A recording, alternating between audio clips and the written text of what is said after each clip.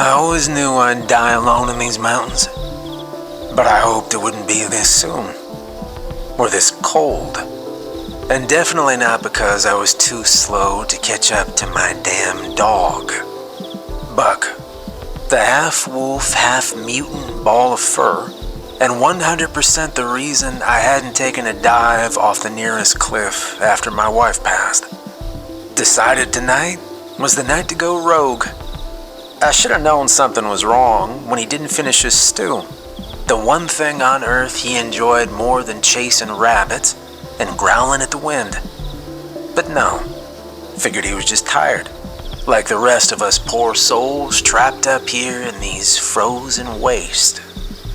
The snowstorm had been building all day, coming in slow like it was playing with me, letting me think maybe I'd make it through another winter. A quiet evening with a fire crackling, maybe some whiskey to dull the edges. Instead, the wind screamed like a banshee as soon as the sun dipped behind the ridge, and Buck's ears pricked up. That's when I should have grabbed him, tied him down, but I didn't. He gave me one of those looks, half bored, half restless, and wandered toward the door. "You got nowhere to be, old man," I muttered, already feeling the draft sneak in through the cracks in the cabin walls. The door had barely creaked open when Buck bolted like a lunatic, disappearing into the swirling mess of white. 1 second he was there, the next, nothing. I swore loudly, louder than usual, and reached for my jacket. "Damn it, Buck," I said into the storm, as if the wind cared. "Get back here, you idiot." No answer, of course. The storm swallowed my words, just like it swallowed my dog. I limped over to the hook by the door, fingers fumbling with my boots, the stiff leather fighting me more than the blizzard outside. My knee was aching like hell, the way it always did when a storm rolled in. One too many bad falls while tracking elk or trying to keep up with Buck's insanity. I wasn't built for speed anymore, not since I shattered my kneecap 10 years ago on a hunting trip gone wrong. One wrong step, and now I had a permanent hitch in my gait, like the world's worst cowboy. But there wasn't time to dwell on that. Not if I wanted to drag that mangy beast back before he got himself killed chasing God knows what's out there. I grabbed the old lantern, my rifle, and a hat I found on some hunter's corpse years back. True story. Sure as hell wasn't using it, and it served me better than anything else. The lantern's flame flickered pathetically against the storm, barely giving enough light to see my hand in front of my face, but it was better than stumbling around blind. Stepping outside, the cold slapped me. The wind howled, throwing snow into my face like it had a personal vendetta. I gritted my teeth, pulled my coat tighter, and started hobbling in the direction Buck had ran off in. The blizzard was so thick, I could barely see the outline of the trees, and I hadn't made it more than 50 feet when I lost sight of the cabin altogether. Great. Just what I needed. I whistled, hoping Buck was within earshot, though I doubted it. He never listened unless he felt like it, but I still held out a sliver of hope that maybe, just maybe, he'd turn around and come back. No such luck. "Better not be chasing a rabbit again, Buck, or I swear I will kill you myself," I said, though there was no one to hear me. As I trudged through the snow, the world felt smaller, like it was closing in. The trees loomed overhead, their branches weighed down with snow, cracking occasionally under the weight of it. Everything was silent except for the wind, the kind of silence that sinks into your bones and makes you wonder if maybe you're the only living thing left. I followed Buck's tracks, though the wind was doing its best to erase them as fast as it could. His paw prints were already half buried in some places, and in others, they disappeared entirely. Still, I kept moving. My knee protested with every step, but I was too stubborn to care. Buck, he wasn't just a dog. He was all I had left. After Marla passed, he'd stuck with me like some oversized four-legged reminder that maybe there was still a reason to keep going. Didn't ask for much, just food, the occasional belly rub, and to be left alone when he wanted it. He gave me space, more than any person would. And that's what I liked about him. Buck, I called again, louder this time, though my voice cracked in the cold air. Still nothing, just the wind howling away. I stopped for a second, catching my breath, lantern light flickering weakly. I'd been walking for what felt like an hour. That was probably only 10 minutes or so. The cold messes with time like that. It drags everything out, slows you down, makes every step feel like a mile. And then I heard it. It was faint at first, almost like I was imagining it. But there, a bark. I turned in the direction of the sound, heart not thudding, let's not get melodramatic, but kicking up its pace just a bit. Buck was still out there, and he wasn't dead yet. That was something.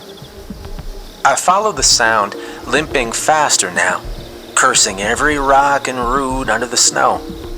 Buck barked again, louder this time, and I could just make out his dark shape moving through the whiteout ahead. I called his name again, but he wasn't stopping. He was chasing something. That much was clear. I cursed under my breath and pushed forward. Whatever Buck had seen, of course he was determined to catch it, and judging by the way he was acting, wasn't just some rabbit. This was different. He was acting like he'd found something important, something worth running into a storm for. The terrain was getting rougher, steeper, the snow getting deeper around my boots. The wind picked up, tearing at my coat, biting through the layers like they weren't even there. My knee screamed with every step, but I wasn't about to let Buck get too far ahead. If I lost sight of him now, he'd be gone for good. Finally, I reached a clearing, the wind howling even louder now that there were no trees to block it. Buck stood at the far edge, barking madly at something I couldn't quite see. A shape, dark and low to the ground, moving just beyond the reach of my lantern. What the hell is that? I muttered. It wasn't an animal. Not one I recognized anyway. Too big to be a fox, too low to the ground to be a bear. And it was fast, darting between the trees, like it was playing some kind of game. Buck lunged forward, teeth bared, growling like I hadn't heard him growl since that time a mountain lion got too close. Buck, I called, but he wasn't listening. He was locked onto whatever that thing was, chasing it like his life depended on it. I limped forward, trying to get a better look, but the snow was coming down so hard now that I could barely see more than a few feet in front of me. The lantern flickered again, threatening to go out entirely, and I cursed under my breath. Suddenly, Buck let out a yelp, a sound I'd never heard from him before. It was fear. Real fear. Buck, I shouted. I stumbled forward, nearly falling face first into the snow, but I caught myself at the last second. My knee was burning now. Every step a new kind of torture, but I didn't care. I reached the spot where Buck had been, and my heart, yeah, fine, maybe it was thudding a little bit now, hammering in my chest. The wind howled around me, and I could barely hear anything over the storm, but I knew something was wrong. Buck was gone. Not just gone, but vanished. No tracks, no sound, nothing. It was like he'd been swallowed by the storm itself.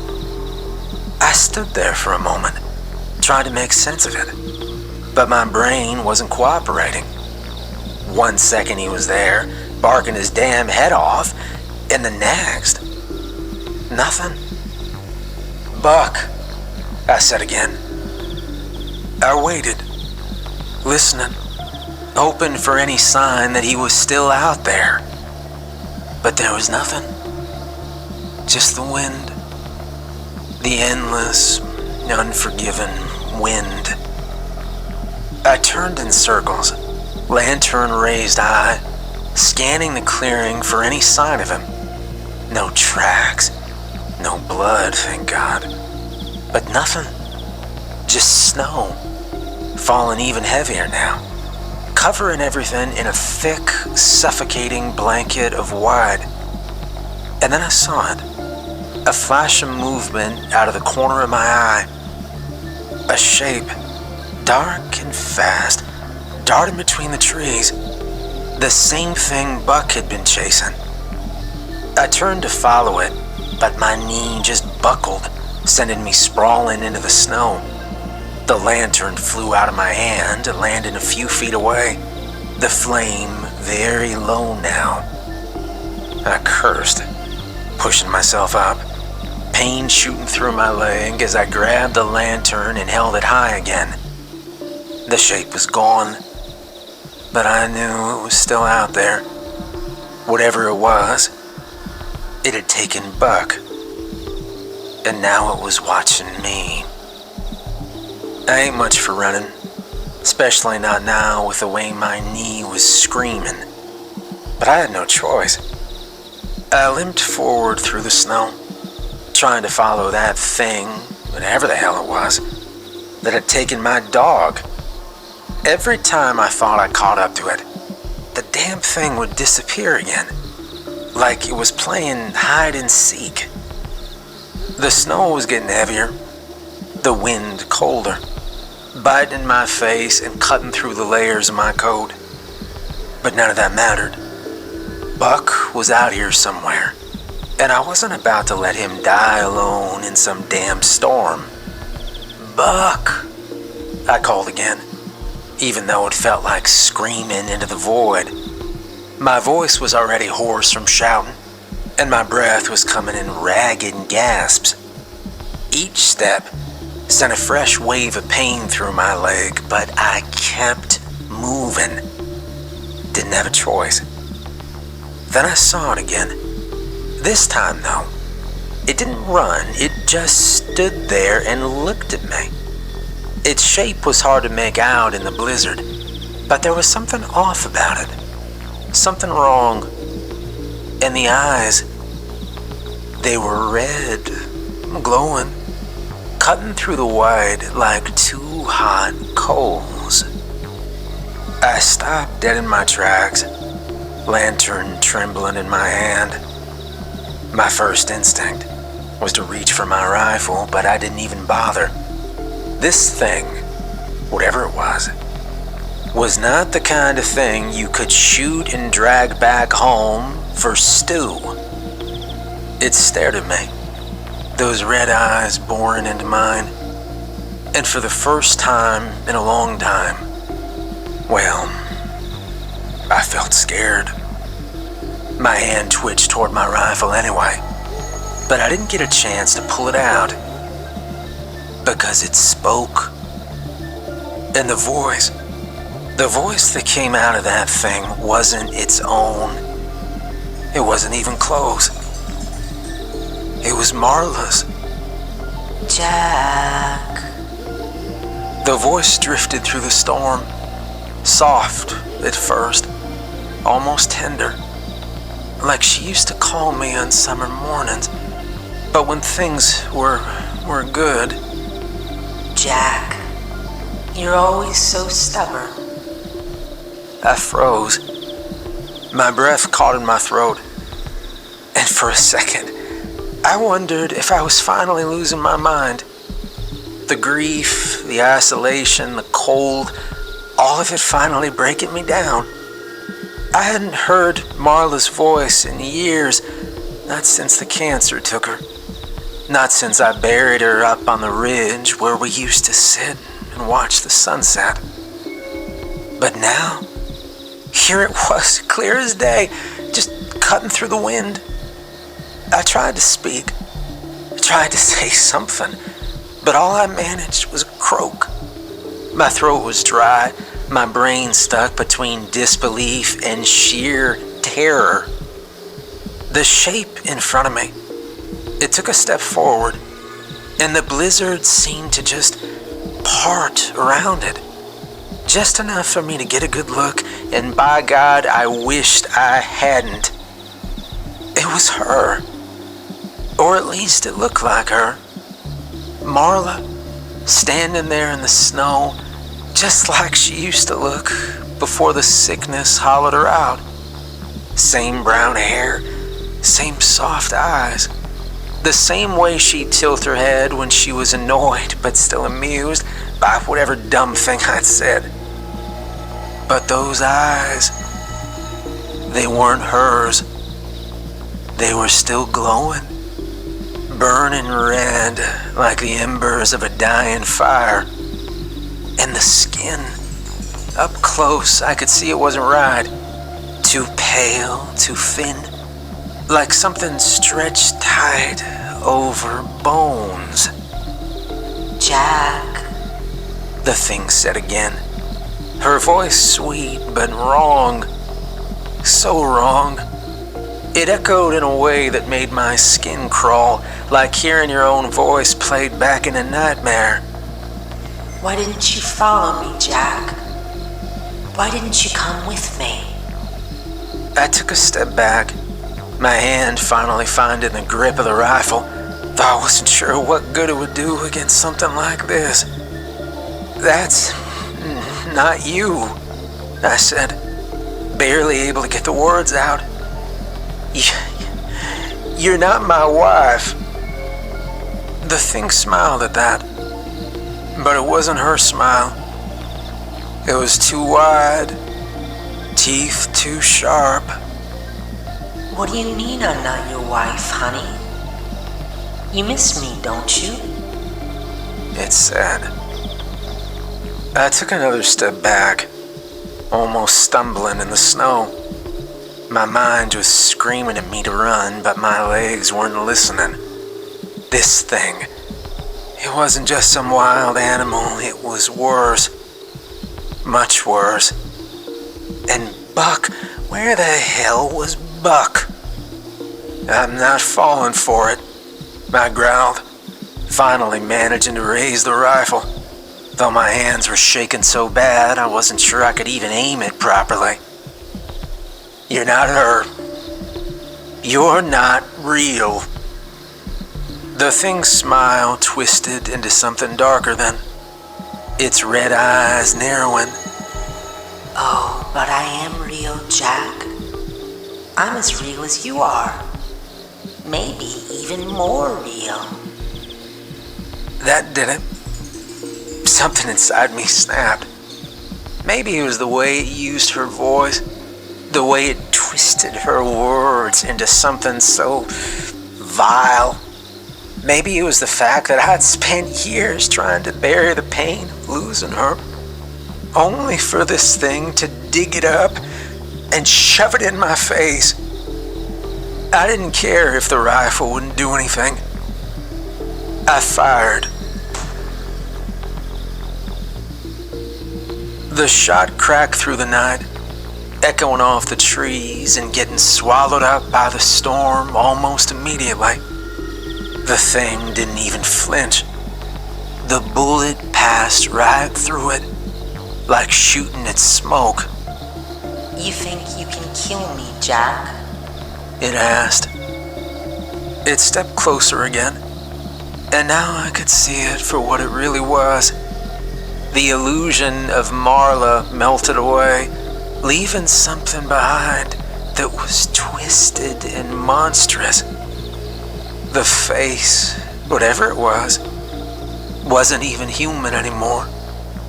The red eyes glowed brighter, piercing through the snow. I took another step back, but my bad leg gave out, sending me sprawling into the snow.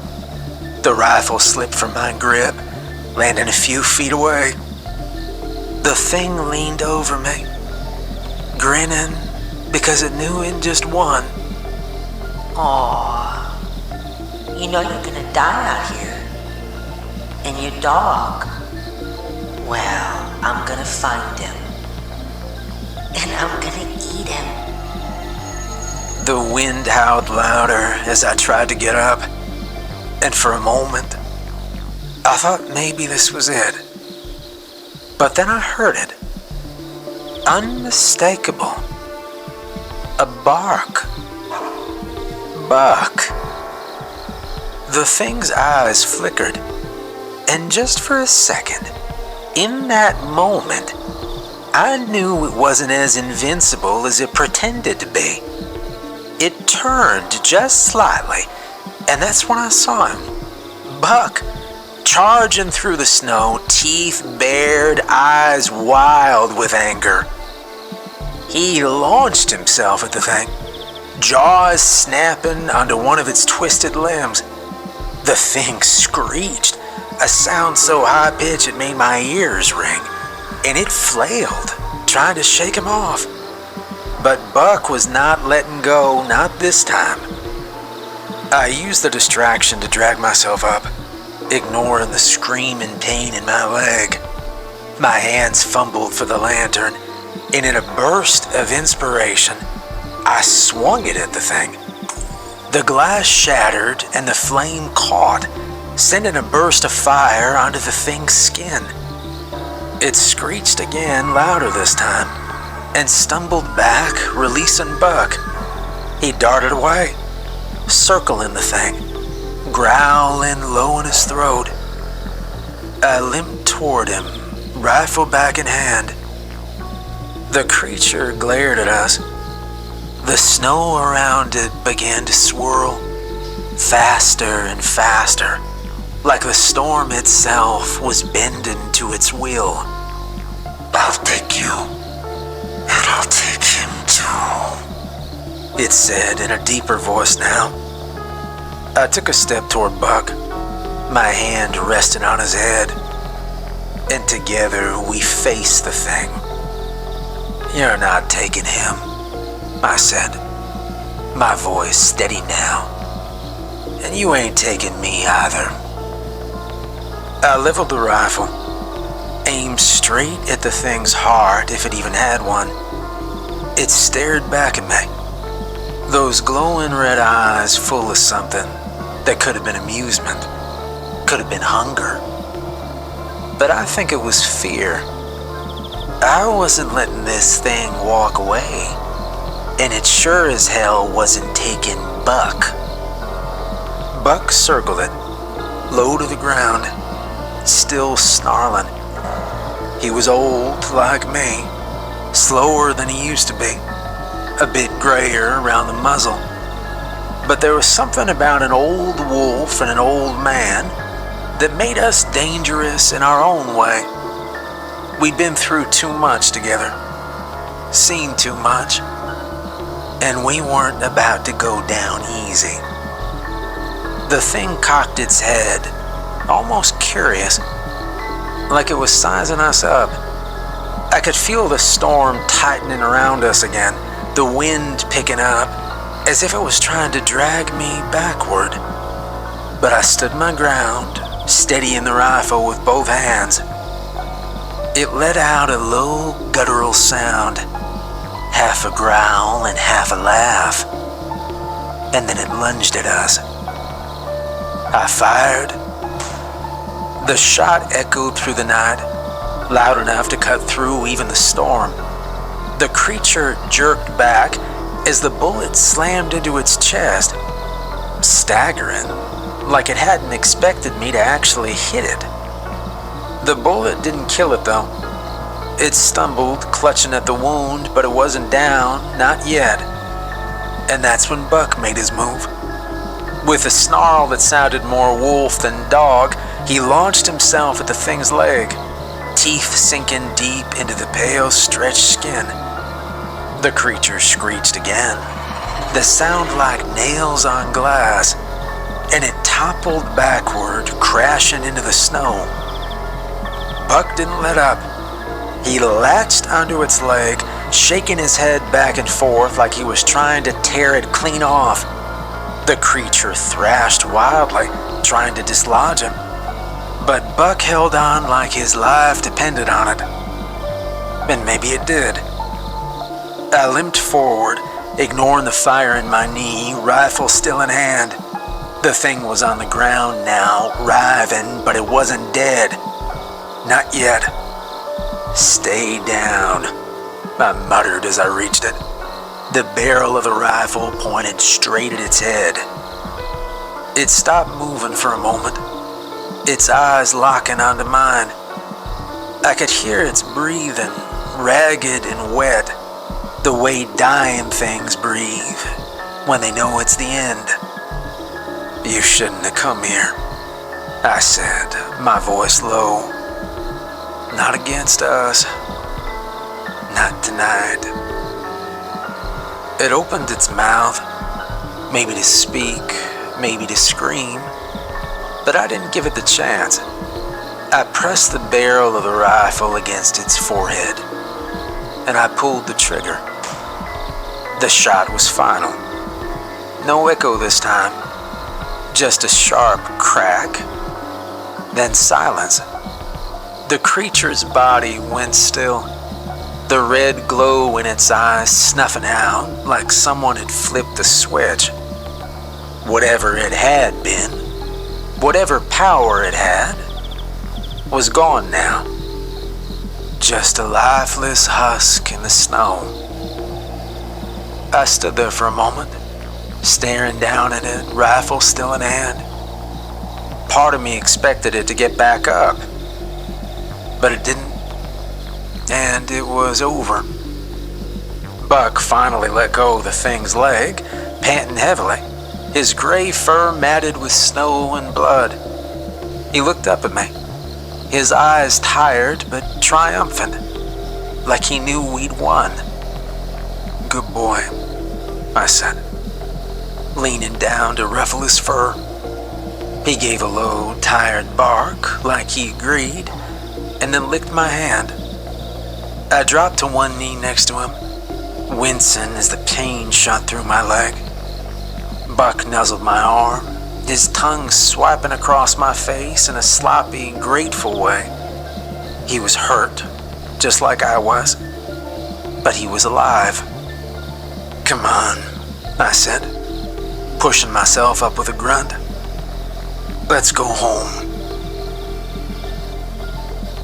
Buck limped to his feet, his tail wagging weakly as he pressed against my side for support. We were both moving slow now, our bodies tired, the adrenaline wearing off, but we were still standing. I reached down and rested my hand on his head, and together we started the long, slow walk back through the snow. The storm had quieted some, the wind less vicious now that the thing, whatever it had been, was gone. The snow still felt heavy, but it wasn't trying to bury us alive anymore. Just cold, normal snow, the kind I could handle.